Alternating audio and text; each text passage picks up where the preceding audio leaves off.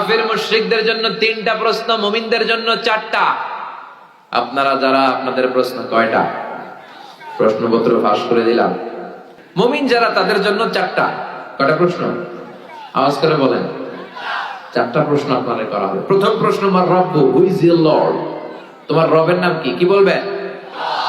এরপরে প্রশ্ন করবে, ওমা দীনু, তোমার ধর্মের নাম কি? কি বলবে? কথা কর। আমরা বলবো ইসলাম আমাদের ধর্ম। এরপরে বিশ্বনবীর নূরানী চেহারাটা দেখিয়ে বলা হবে, আতারিফু হাদার রাজুল, এই লোকটারে চিনো নাকি? কি বলবে? আমরা বলবো চিনি, মানে উনি আমার কামলিওয়ালা নবী, যেই নবীর জন্য আমাদের প্রাণ, যেই নবীর জন্য আমাদের জান আর ভালোবাসা।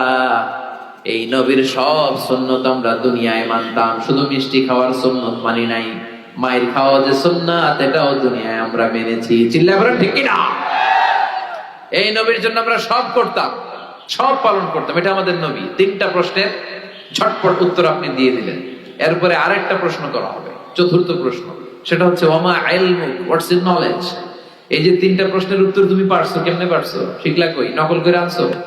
কোত্থেকে শিখলা? What's the source of your knowledge? আপনাকে বলতে হবে আমি কোরআন থেকে জেনেছি, হাদিস থেকে জেনেছি। তা না হলে কোনো মুক্তির উপায় নাই। চিল্লায় বলেন ঠিক কিনা?